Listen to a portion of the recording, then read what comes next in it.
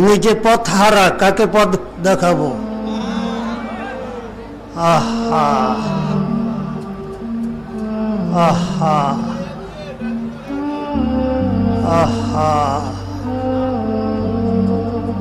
আহা।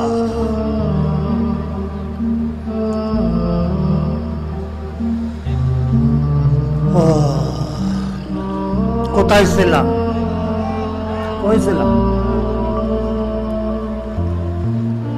প্রত্যেকের বয়সের দিকে খেয়াল করি। 20, 30, 40, 50, 60, 70 বছর আগে ছিলাম কই?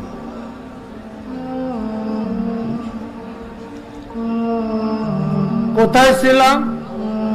এখন কই আছি? যাব কোথায়?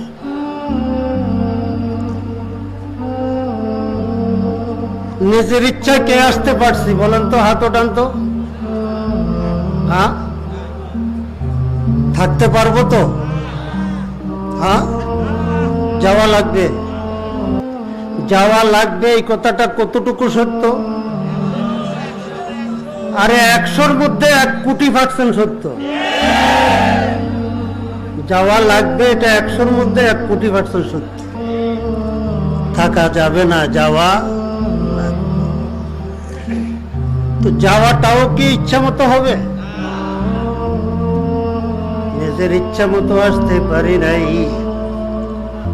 থাকতেও পারবো না, যাওয়া লাগবে। যাওয়াটাও আমার ইচ্ছা মতো হবে না। তো মাঝখানে সময় কতটুকু, এটা কার ইচ্ছা মতো চলবে? এটুক বুঝে আসলে তো আর ওয়াজের দরকার নেই। হ্যাঁ, নিজের ইচ্ছায় আসতে পারি নাই, থাকতে পারবো না, যাওয়া লাগবে। যাওয়াটাও আমার ইচ্ছা মতো হবে না। কি জন্য পাঠাইলেন? আল্লাহ পাক জাল্লা শানুহু বললেন লিয়াবুদুন, কিন্তু মুফাসসিরিন ইকরাম বলেন লিয়ারিফুন। খুব সূক্ষ্ম কথা, কিভাবে বলবো, সময় অল্প। মালিকের ইচ্ছা।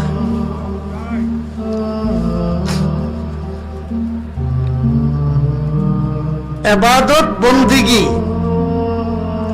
কোন গোলাম যদি একথা বুঝতে পারে যে আমার মালিক, কাজ করি আর না করি মালিকের অবস্থা এক। মালিক রাগ করতেও জানে না, আদরও করতে জানে না। কাঠের পুতুল, গোলামি করবে? হ্যাঁ, না ফাঁকি দিবে? ফাঁকি দিবে না। তো ইবাদতের জন্য মালিকের পরিচয় জানা দরকার। মালিক কেমন?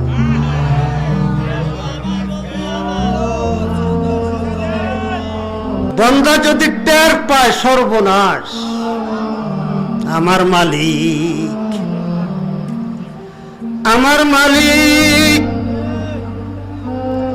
কত বড় মালিক, সর্বময় ক্ষমতার মালিক।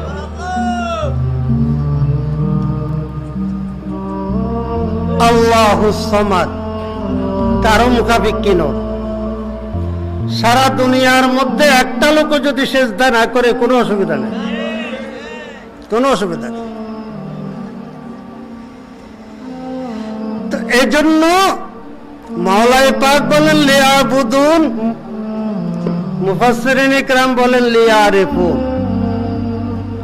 কারণ আমাদেরকে বাস্তবেই যদি ইবাদতের জন্য তৈরি করতেন, তাহলে কোটি না হোক অন্তত লক্ষ লক্ষ বছর হায়াত আমাদেরকে দিতেন।